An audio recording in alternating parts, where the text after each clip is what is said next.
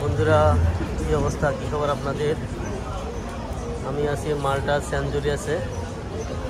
Saint Julius হচ্ছে এমন একটা প্লেস যেখানে এটা একটা ডাউনটাউন, খুব ব্যস্ততম একটা সিটি। এটা একটা প্লেস, এখানে প্রচুর ট্যুরিস্ট। এখানে মূলত এটা ট্যুরিস্টের জন্য খুবই বিখ্যাত। এই যে হোয়াইট হাউস এখানে আছে, হোয়াইট হাউস, এই যে হোয়াইট হাউস, হোয়াইট প্লেস।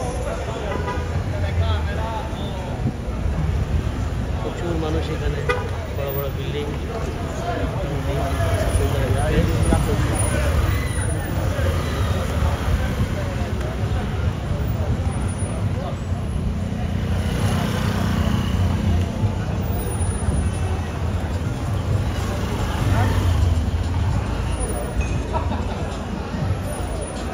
বন্ধুরা, আপনাদের কাছে আমার একটা রিকোয়েস্ট থাকবে, সেটা হচ্ছে আপনারা আমার চ্যানেলটা সাবস্ক্রাইব করে রাখবেন এবং মাল্টার সম্পর্কে যদি কোনো কিছু জানতে থাকে আমাকে জিজ্ঞাসা করতে পারেন।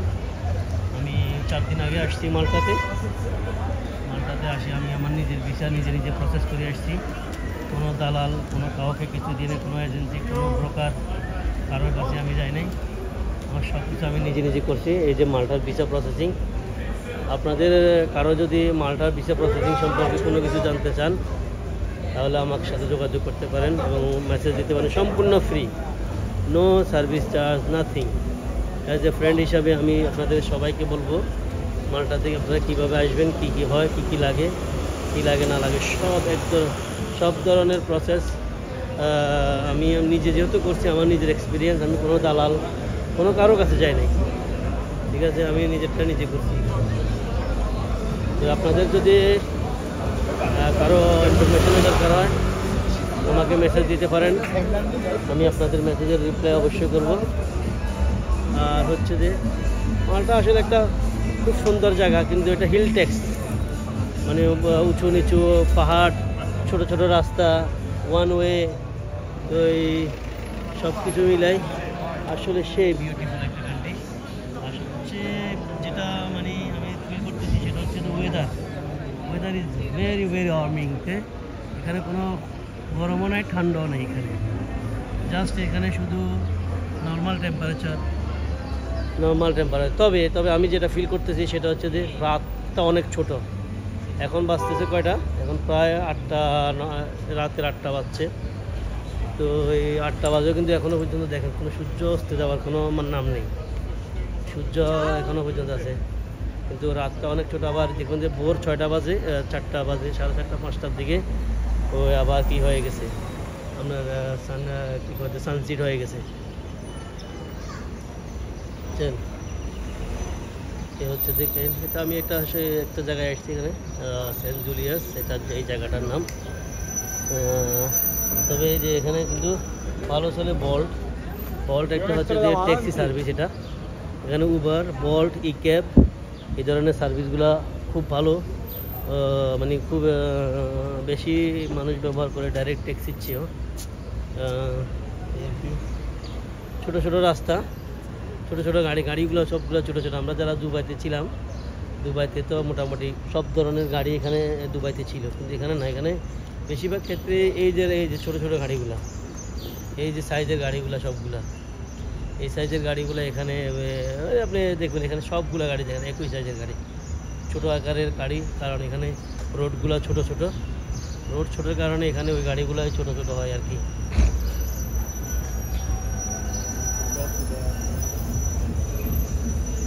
সবগুলা গাড়ি ছোট। তবে মূলত আপনি রাস্তার আশেপাশে হাঁটতে ওয়াকিং ওয়ে আছে, এখানে ভালো ওয়াকিং ওয়ে আছে, সব জায়গায় ক্লিন ওয়াকিং ওয়ে। আর বাইরে যেরকম ভালো ওয়া নাই, মার্সিডিজ এটা।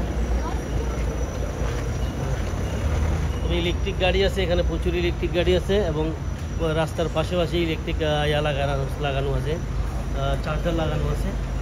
তো আপনি চাইলে ওখানে চার্জিং লাগাই দিয়ে বাসায় চলে যেতে পারেন, বা আপনার নিজের ইচ্ছা মতো করে ইউজ করতে পারবেন। এখানে আমরা তো দুবাইতে আমি তো দুবাইতে টেসলা চালাইছি দীর্ঘদিন টেসলা চালাইছি। তারপর দুবাইতে যে একটা ক্রাইসিস দুবাইতে যে একটা ক্রাইসিস এয়ার, তার নাম কি চার্জারের, ওই ক্রাইসিসটা আমি এখানে ফিল করতে পারলাম। আমি দেখতেছি এখানে রাস্তার আশেপাশে প্রচুর ইলেকট্রিক চার্জার বসানো আছে। তবে এখানে যে গাড়িগুলো বেশিরভাগ গাড়ি ডিজেলের গাড়ি, পেট্রোলের না, ডিজেল গাড়ি, এগুলো বেশিরভাগ গাড়ি ডিজেলের গাড়ি, এই আর কি। খুব বিউটিফুল একটা কান্ট্রি অ্যাকচুয়ালি। সবচেয়ে বড় কথা হচ্ছে এখানে আপনি রেস্টুরেন্টের এগুলো বেশি, জবটা বেশি, রেস্টুরেন্ট টাইপের যে কাজগুলো এখানে রেস্টুরেন্টটা বেশি। এদিকে বিচ আছে, আপনি চাইলে বিচ থেকে ঘুরে আসতে পারেন। দেখা যাক, আমি একটু হাঁটি গিয়ে যাই, দেখি বিচের কী অবস্থা। আমি একটু গিয়েছিলাম, তারপরে আবার রিটার্ন করছি, এখন আবার যাই দেখি এদিকে। হ্যাঁ, হাঁটতে মন চাচ্ছে তো, কারণ এই যে নতুন জায়গায় আসলাম, নতুন জায়গায় আসলাম, সব কিছু মোটামুটি ভালো লাগতেছে। দীর্ঘ 12-14 বছর দুবাইতে থাকার পরেও এরকম একটু হতাশ, আসলে ওই হতাশাটা নাই এখন। এখানে মোটামুটি রিল্যাক্সেবল প্লেস মনে হচ্ছে আমার কাছে। যদিও আমি নতুন, এখনও কাজ স্টার্ট করি নাই, আইডি হয় নাই এখনও, তারপরেও নিজের কাছে ভালো লাগতেছে। আসলে এক ধরনের বিউটিফুল প্লেস। মনে হচ্ছে যে এটা একটা ফিশ কাবাবের বা ফিশ আইটেম, এখানে সি ফুড হাউস।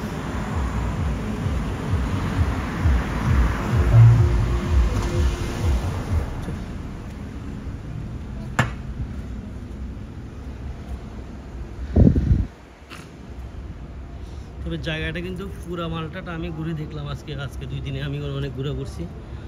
আমি যেটা ঘুরে ফিরা করে যেটা বুঝলাম, পুরোটাই হিল ট্যাক্স, পাহাড়ি এরিয়া, পাহাড়ি জায়গার মতো।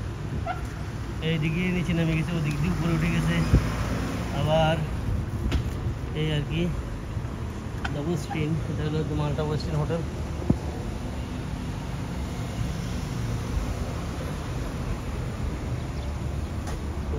এখানে কিন্তু আবার বিচ আছে মোটামুটি,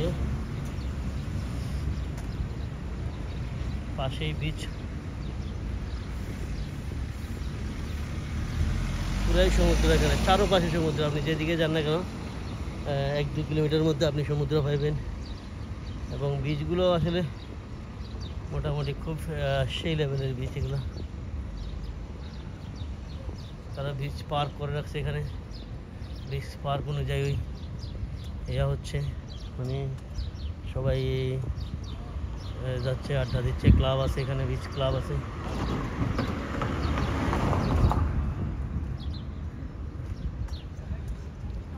এটা হচ্ছে দ্য ওয়েস্টিন মাল্টা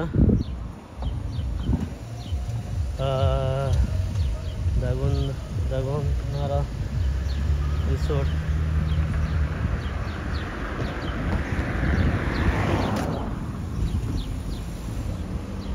এই যে উবারের গাড়িগুলো আছে এখানে, বেশিরভাগই আপনার এখানে ট্রান্সপোর্টের যে লাইনগুলো ওগুলো দেখতেছি উবারের আছে এখানে, অনেক প্রচুর উবারের গাড়ি আছে দেখতেছি এখানে, ডাইরেক্ট উবার লেখা ক্যাবের মধ্যেই।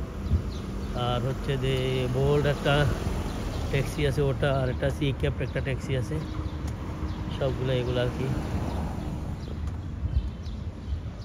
ওয়েস্টিন হোটেলটা খুব সুন্দর তো মনে হচ্ছে।